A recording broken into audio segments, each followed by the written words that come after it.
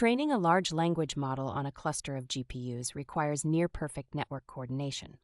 Every millisecond one GPU waits for another wastes thousands of dollars in compute. And behind the scenes, the entire cluster's throughput depends on one often overlooked decision. How do you balance traffic across network links? Today, every major AI company answers this differently. NVIDIA uses switch-based packet spraying. The Ultra Ethernet Consortium prefers host-based spraying. Google uses adaptive path selection.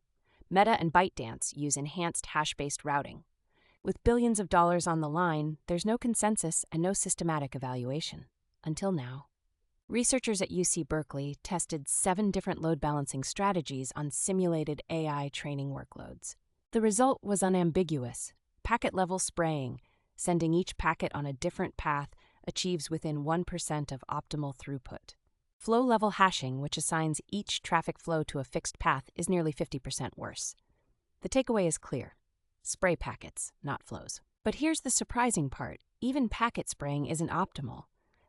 In an AI training cluster, all GPUs send packets at the same rate at the same time. This synchronization creates a hidden trap. Simple round-robin and even join shortest queue both cause queue sizes to grow linearly with message size. Random spraying is better, square root growth, but still unbounded. Why? Because synchronized senders get stuck routing to the same destinations through the same network paths, creating persistent bottlenecks on downlinks deep in the network.